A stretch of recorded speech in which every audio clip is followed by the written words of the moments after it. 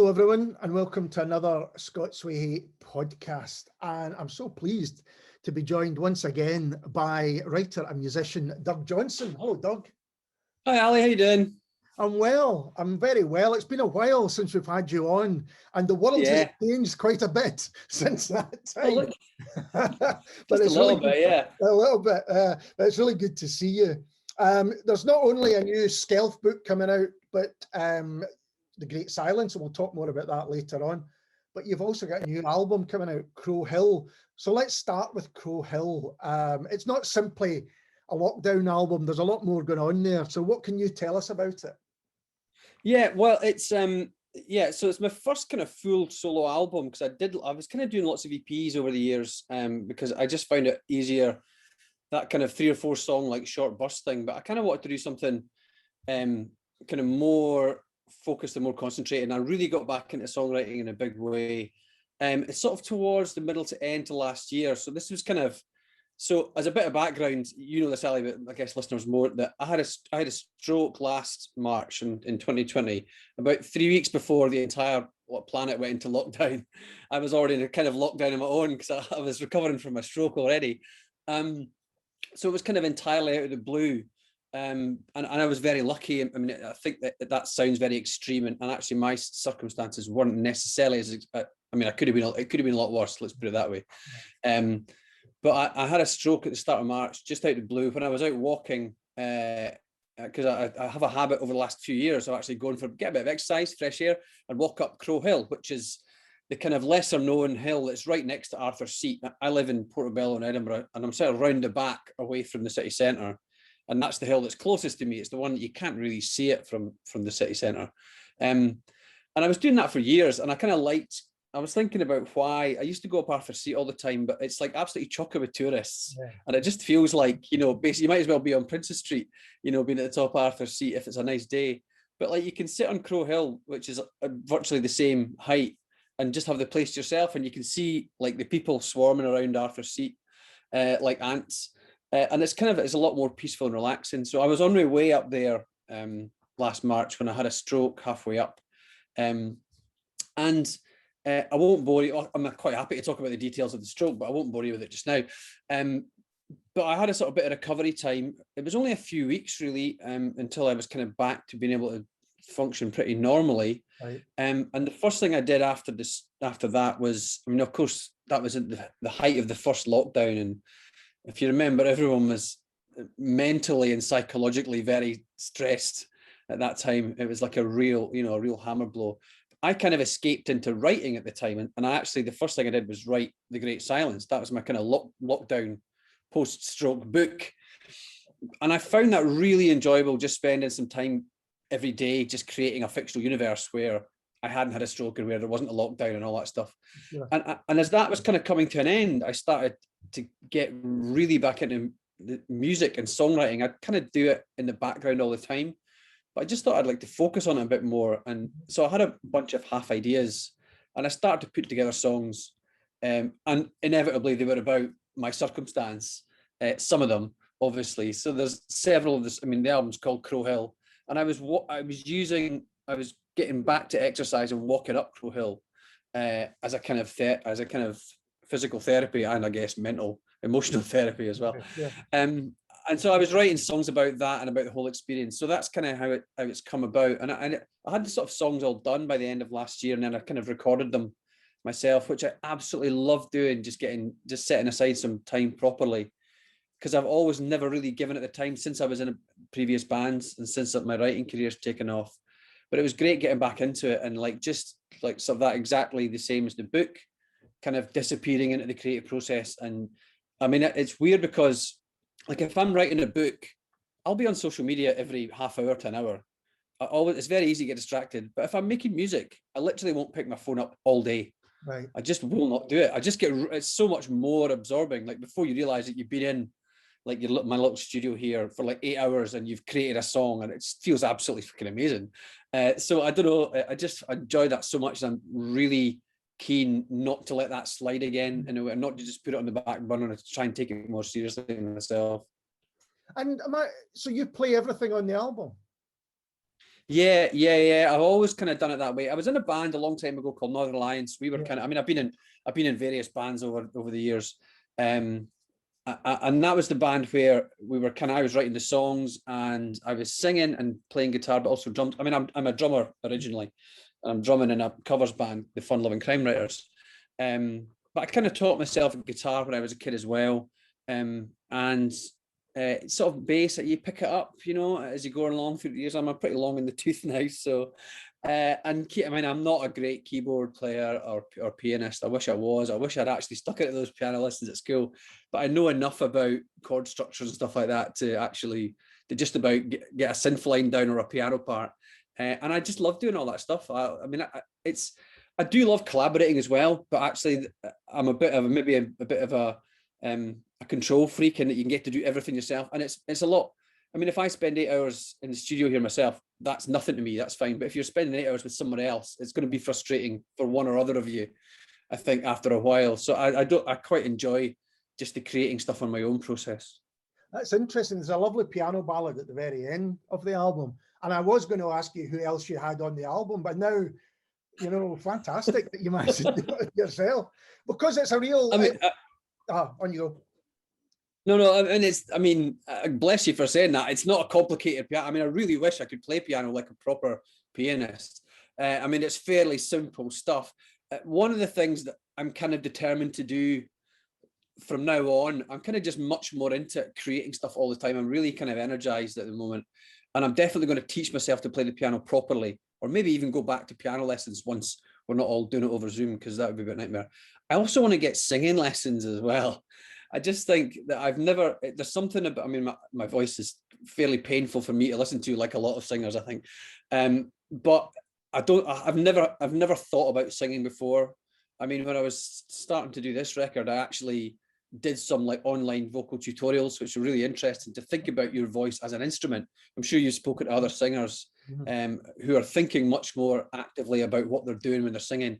Yeah. And I've never done that. But I would love to do that more, actually. And just, I mean, I'm never going to be, you know, an amazing vocalist, but just to be able to use it like as an instrument, I think would be so much more, give you such a sense of satisfaction, I think. Because the other thing, to give people a bit of an idea of how the album sounds, is there's different styles on there. There's rock, there's a bit of country, there's some pop influence. You know, you've really kind of covered a lot of areas when doing it.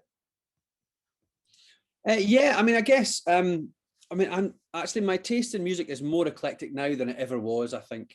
And I've been in, and because I'm, you know, I'm 50 now, I've been in grunge bands and metal bands and country bands and lo-fi bands and like electronica and just everything. So, and I kind of love it all. It's like genres of fiction as well. It's like, you know, there's not, I mean, if you read one kind of book or listen to one kind of music, it's an incredibly limiting situation.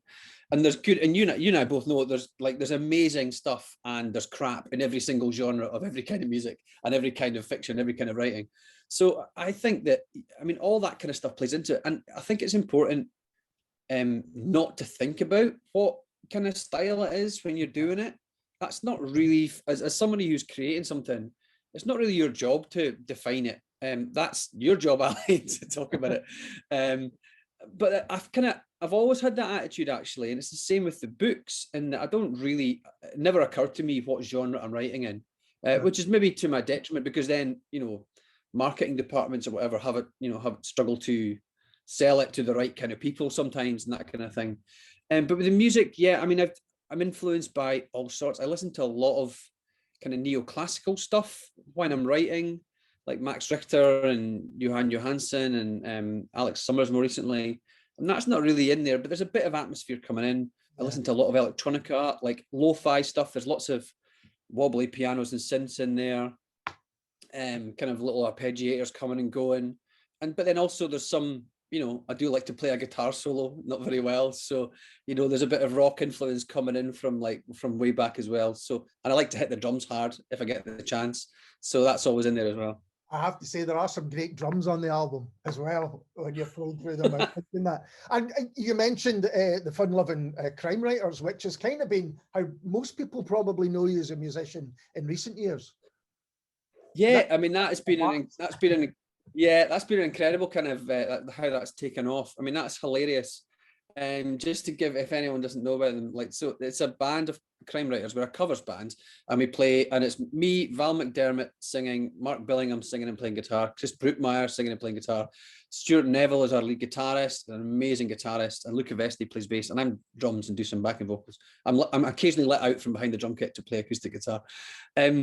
But it's amazing. Like, we did a thing a few years ago in New Orleans. It sounds made up because it's too rock and roll to be true. But there was a crime writing festival there called ButcherCon, which goes to a different city every year.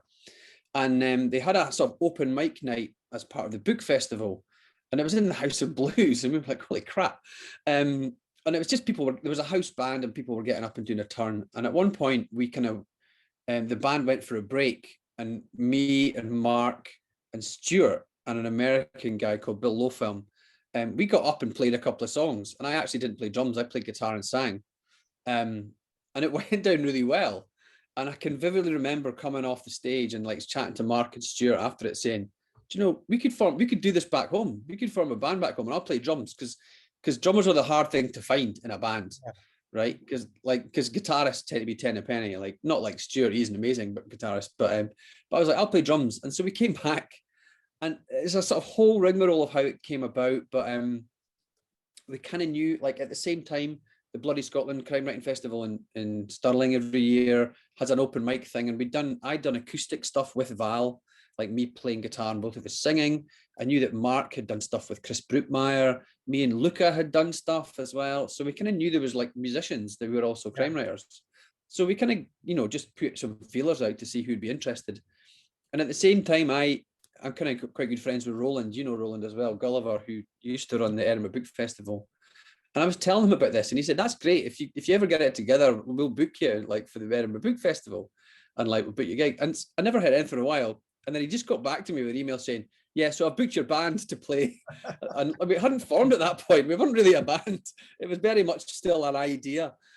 He said, I booked you to play on the Friday night at Unbound at the Edinburgh Book Festival. So then we had to get our shit together, which was great. And so we spent a couple of, I mean, we just do songs about crime and murder.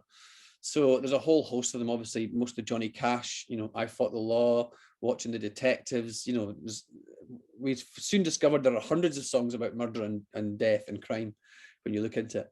And so we put a set together and we played that first Edinburgh show. And I think most people turned up expecting it to be fucking awful.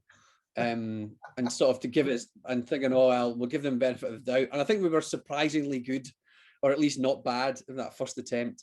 And it's just gone from strength to strength, and the gigs have got bigger and bigger, and to the point where we played Glastonbury, like, you know, the year before lockdown in 2019, and we were doing actual festivals, and actually we had proper, like, most of our gigs had been at book festivals, which is makes sense, that sort of thing. But we had a whole bunch of like actual just gigs booked for April and May last year, which were all cancelled because of the lockdown, including one at the Queen's Hall in Edinburgh, which was sold out. Which was absolutely gutting. But we're very hopeful, touch wood, of getting back quite soon. We've been talking to some festivals about playing again, but of course everything's up in the air at the moment. Sure. Are you thinking of going live with the current album then? Do you think you would take this and play some of it, or what's your plans? Well, it's a bit tricky. I need to recruit a band. Yeah. Or do it solo acoustic, which I think it would be quite hard and quite time consuming to get a band together. So I think that would maybe be slightly problematic. But I'm quite, I mean, a lot of the songs were written first and foremost on acoustic guitar, just me singing and you know, sitting in the garden or sitting in my room. And so they most of them work that way pretty well. And I kind of do have acoustic versions of them. So I'm quite happy to do that. I haven't organized anything like a proper tour.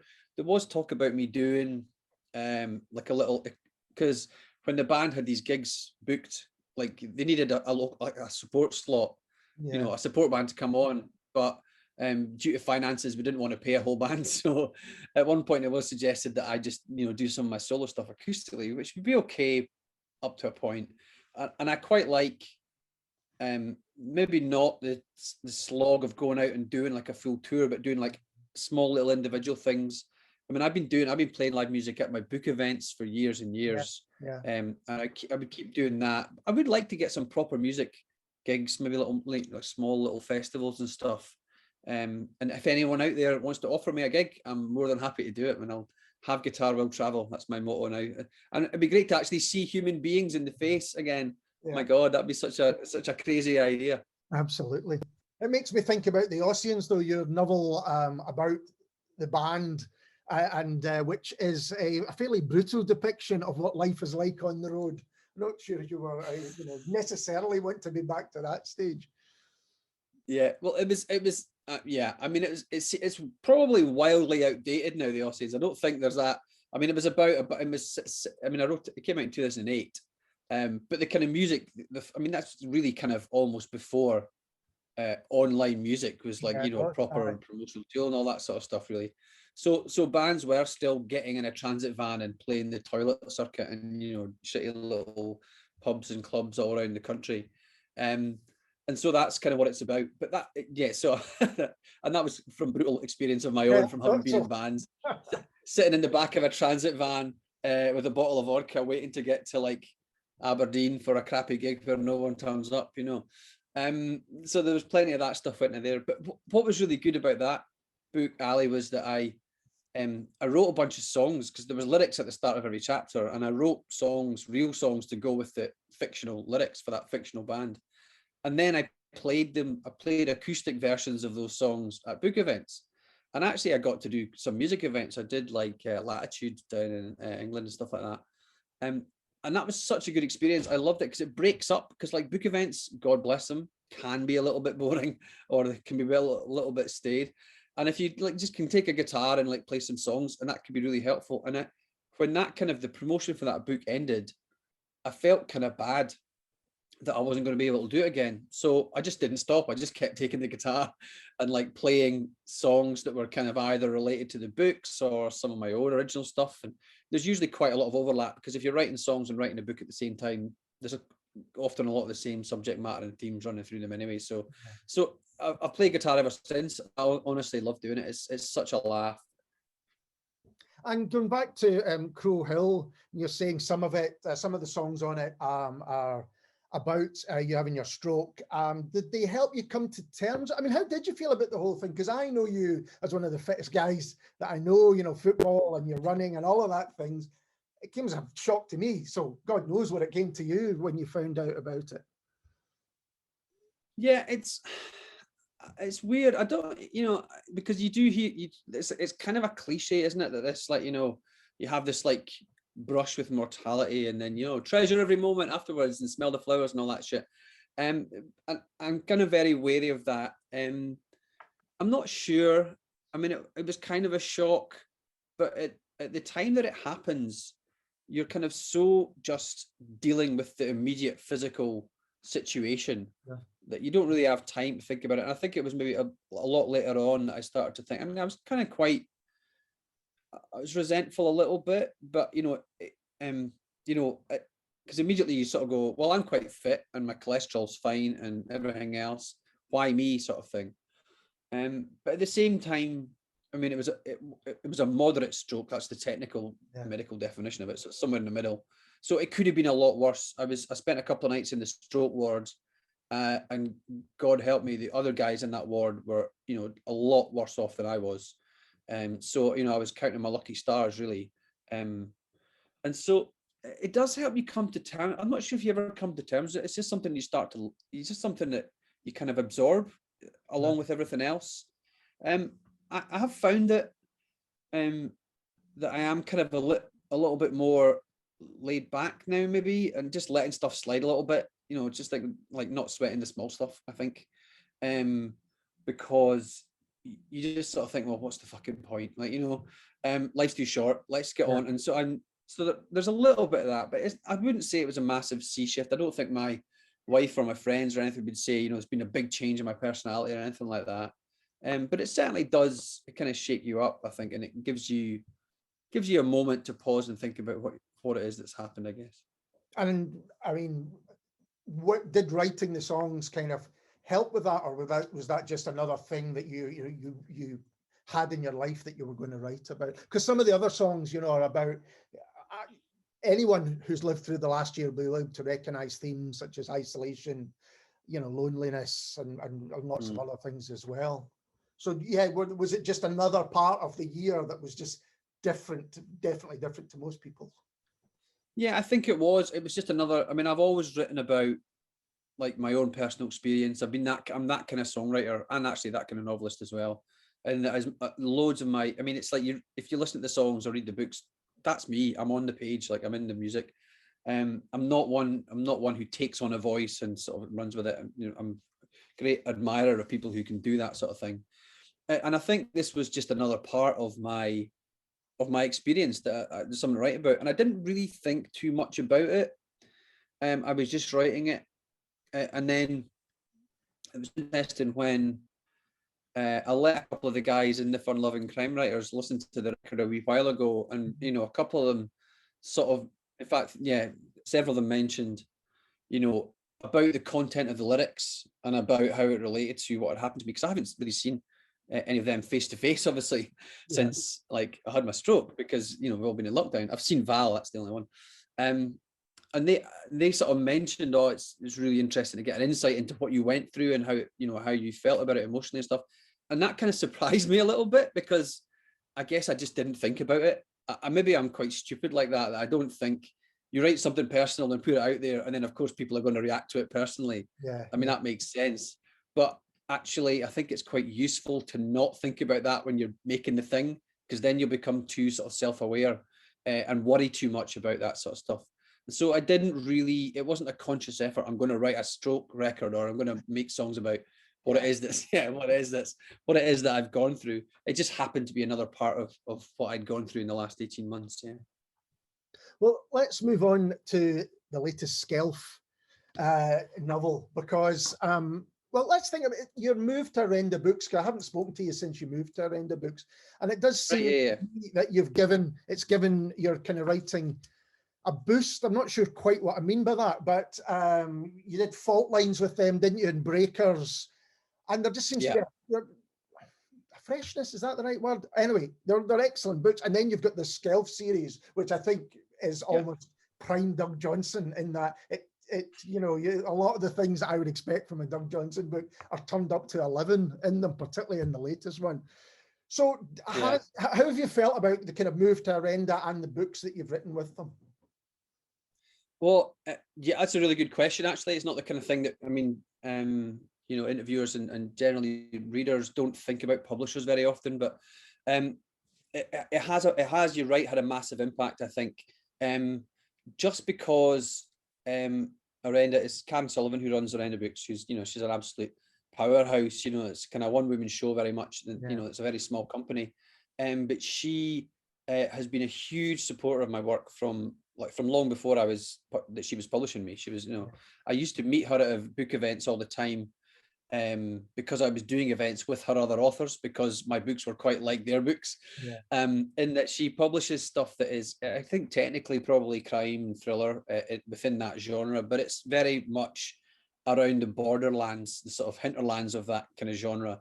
It's not stuff that you would necessarily, it's not the sort of the most mainstream police procedurals or psych thrillers or stuff like that I think that other bigger publishers are dealing with.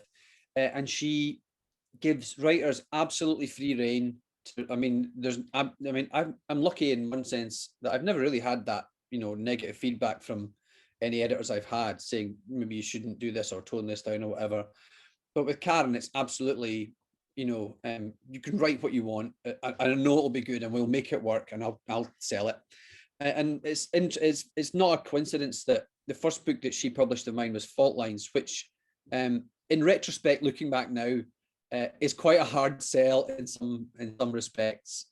Just in terms of genre, it's very much a crime thriller, I guess, but it's also, well, it's set in an alternative version of Scotland, which is like, you know, a volcano and earthquake zone. So, and there's a fictional island, a volcanic island in the Firth of Forth. So there's you know, pretty strong elements of speculative fiction in there, but it is absolutely a crime novel as well at the same time. So I think that the fact that I mean, that's something that I think, well, I know for a fact it definitely put other publishers off. Right. because they just go, oh, I can't see where to place it in the market. That sort of feedback that I think a lot of writers get. And so that she was, yeah, I'll take this on, and whatever else you're writing, I'll I'll publish it. And I think just it gives you that confidence to go where your instincts lead you, because it can be a very solitary business writing, and there's absolutely, I always say to sort of aspiring writers and people who are trying to get published, like there's absolutely no point in chasing trends and trying to write what you think the market is going to want. That's going to be the death of what you're writing.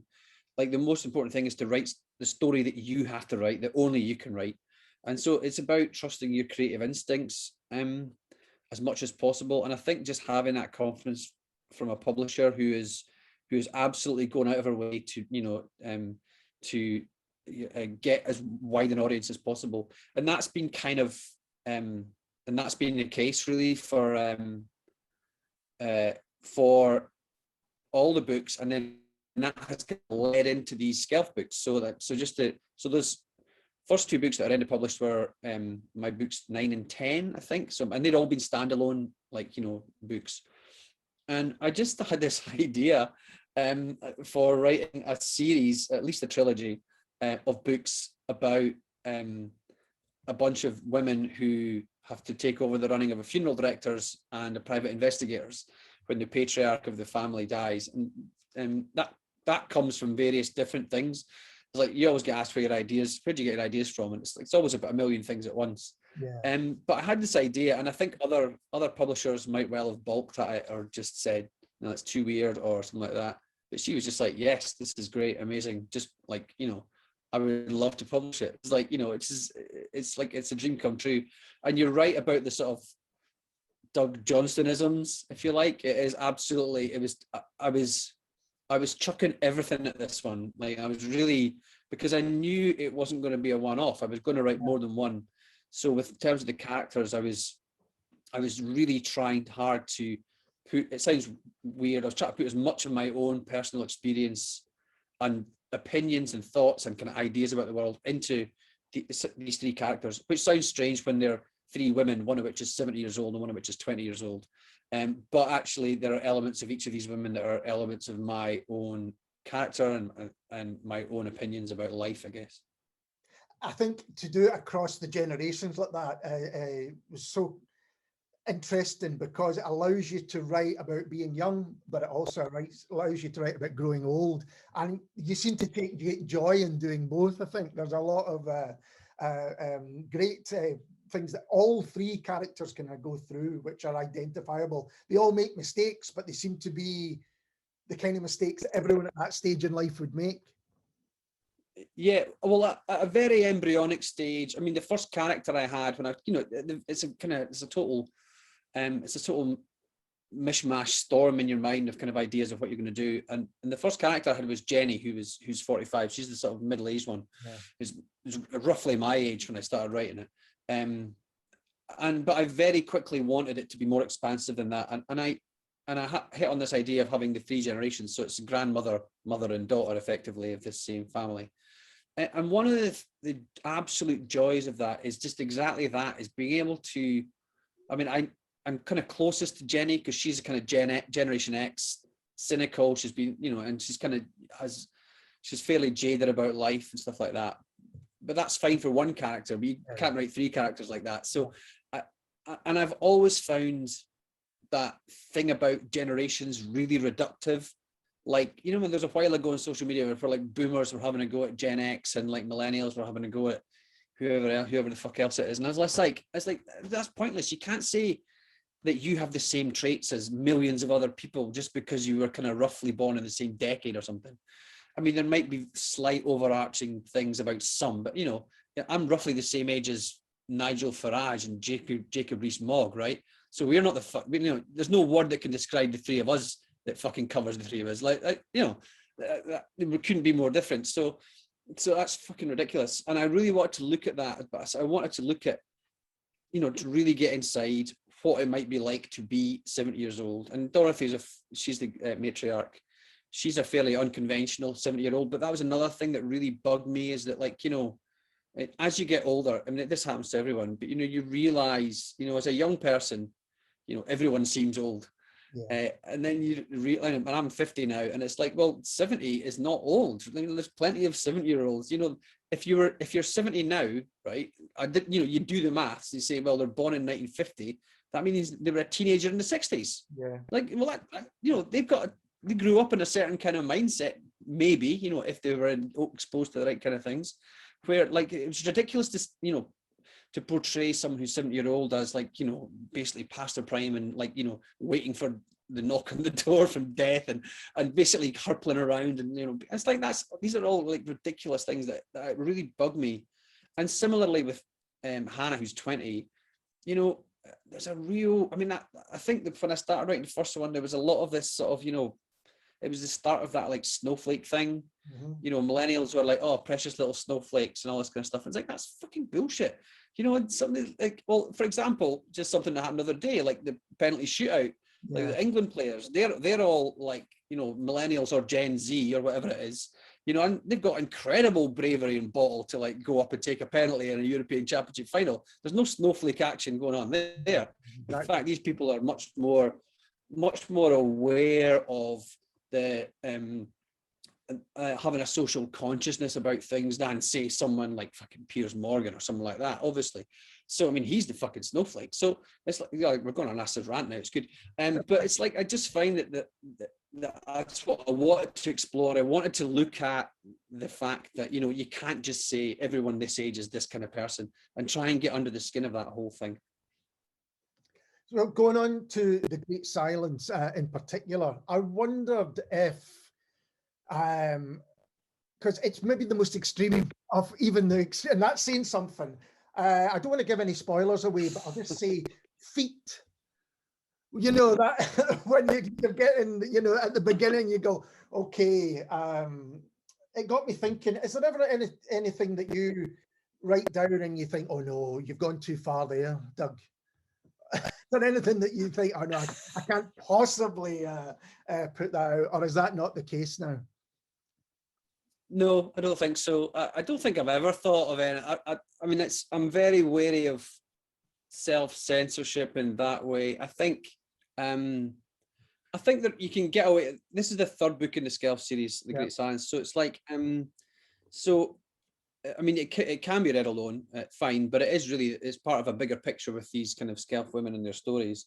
And I think what I've become to realize, because this has been a real journey for me writing more than one book with the same characters, is that I mean, the thing that brings people back to a series of books is the characters, the central characters, spending time with these people, in this case, these three women. And you've built up these characters in such a way that the readers know them, and you can start to push that because they feel comfortable in the presence of these women. So then you can start to throw stuff at them that otherwise it might not have worked if you'd just done it in a single book, maybe. And you can start to push the envelope a little bit. And I didn't really think, I mean, there's actually so much in this book. I'm, you know, slightly worried it's going to be too much for some people, but I don't mean extreme, although there is that as well, but just like actual content. I mean, there's a ton of plot in this. I mean, much more so than I ever wrote in my standalone books, which were streamlined. I mean, the prose is hopefully still streamlined and taut and, you know, and fast paced, but there's a lot of stuff going on. So each of the three women has their own personal situation going on, and there's at least 3 or 4 sort of major cases. I mean, the book starts with Dorothy's dog that she's inherited from the previous book discovering a human foot in the park. And that's probably about the least dramatic thing that happens in the whole book. And there's sightings of some mysterious big cat roaming around in the south of Edinburgh. And Hannah ends up taking on a case from a guy who thinks he's being gaslit by aliens from outer space. And so there's quite a lot going on. But it's a matter of, and hopefully I try and tie it in as well. That's the thing that was the biggest challenge of these books, I think, is making it not just seem too bitty or episodic, and making it seem that there are hopefully some themes, kind of overarching themes that run through the different threads in the book, so that it kind of feels more like, if I've done my job right, touch wood, fingers crossed, that they're kind of interconnected like, you know, threads that weave into something bigger. That's the dream anyway, hopefully. No, absolutely. I think that does really work. And it's never feels forced, you know, like, well, we have to all meet here at the very end as well.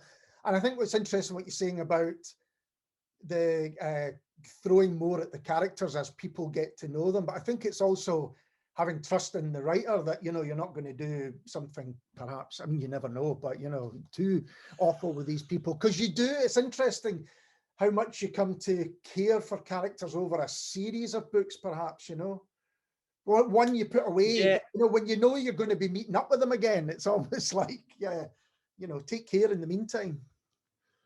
Yeah, and all the sort of feedback I get about, you know, because the Great Silence is out in ebook now and it's out in paperback in about a month, and so people are starting to read it now, and I get feedback online and you know, emails and social media, and all the sort of feedback is, oh, it's so great to be back with these women. So it's all about, you know, spending time again, you know, because you've set up the characters in such a way that people are really enjoying spending time with them, and of course, I mean, all three of them are deeply flawed in different ways. So it's not just like a bunch of nice people. That would be the most boring book ever, you know, if you're writing about nice people doing nice things. That's not that interesting.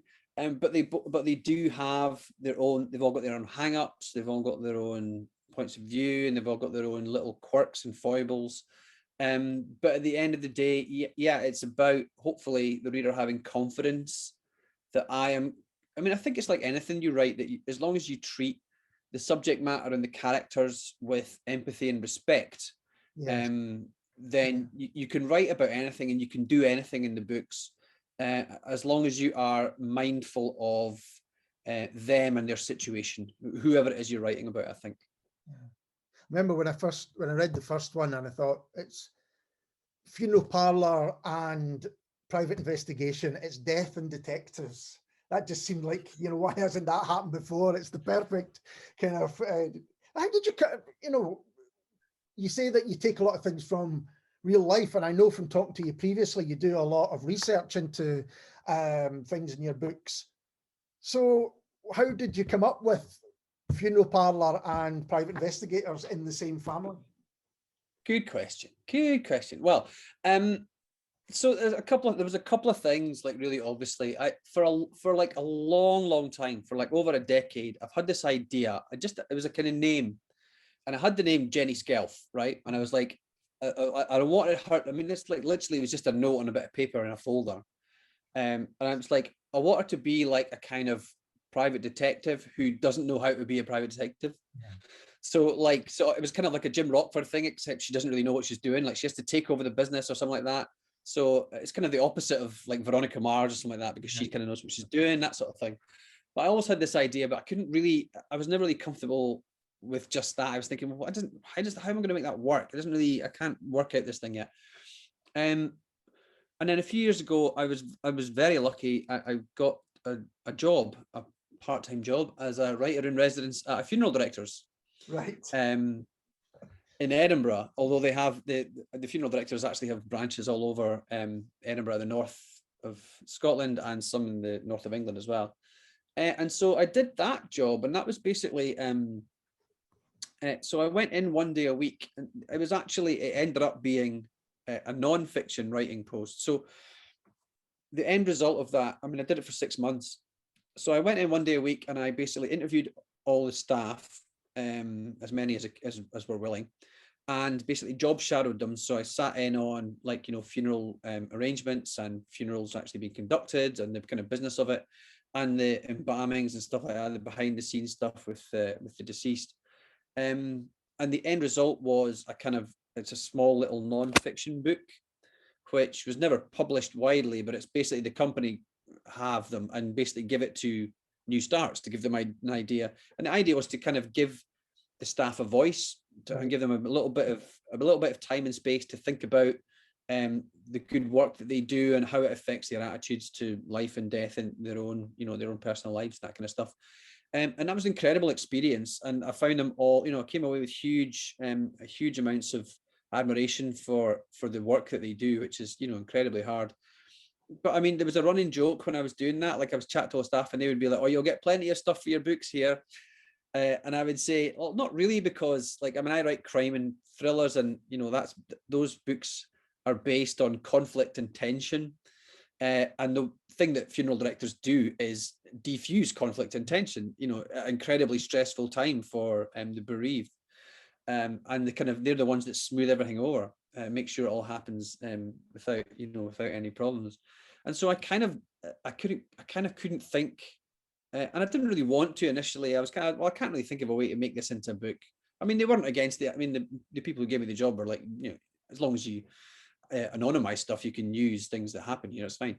And I couldn't see for a long time, but then it was kind of a brainwave at one point. I just, well, why not just put that together with the private investigator thing and make it that they have to do the same thing? Like, they have to, I mean, why not invest, why not have an idea where, because they're not a million miles apart. You can imagine a scenario where people who are coming in to get funerals might also need some kind of investigative work done about missing relatives or something else, or whatever it is, something like that. And so let's just like clash them together, and and chuck in a million other things, and see what happens. And part of it was, again, just having a little bit of faith in your own creative instinct, I think, and just going, well, because I genuinely thought, as soon as I had that idea, I thought this could really work.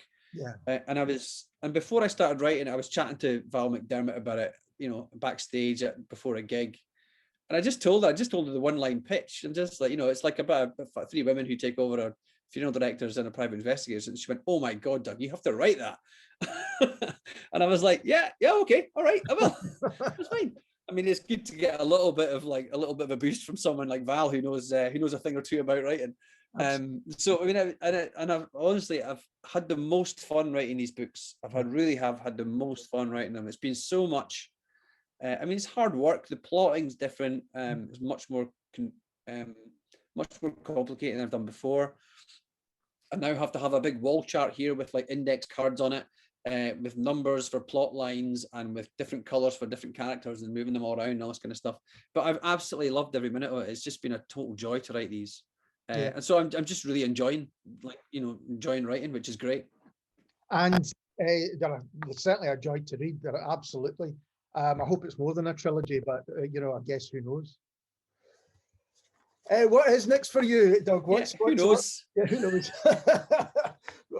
Can you say what? I mean, the album comes out on July the 19th, and as you say, the next Skelf, The Great Silence, is out on August the 19th as well. Is that right? Yeah, 19th of August for the paperback. Yeah, ebook's already out. Yeah. So, but can you look forward to what's happening next, or are you just going to enjoy the fact that you've got these out? No, there's always something brewing. I have, because usually by the time a book comes out, you're kind of working on or finished even sometimes the next one. Yeah. So I have been for the last few months writing a science fiction novel. Right. So it's it's yeah, it's good fun. Again, I absolutely love doing it. I'm kind of just letting it. I've kind of done a couple of drafts of it. My agents having a look at it at the moment. I'm going to get some feedback. I'm sitting it's kind of good to leave it a little bit a fallow field for a few weeks and just come back to it and see. But I really enjoyed doing that as well. Provisionally it's called The Space Between Us. It's kind of like it's not like a big space opera thing. I guess I don't quite have the balls for that yet. I mean, I've always been a massive science fiction fan. I'm a huge admirer of science fiction writers, and the world building that they do is incredibly difficult and incredibly impressive.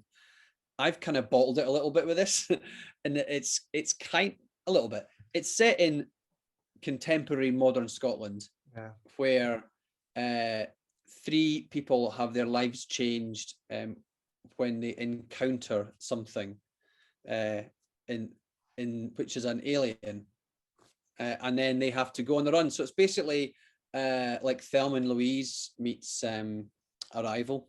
There you go, something like that. Excellent.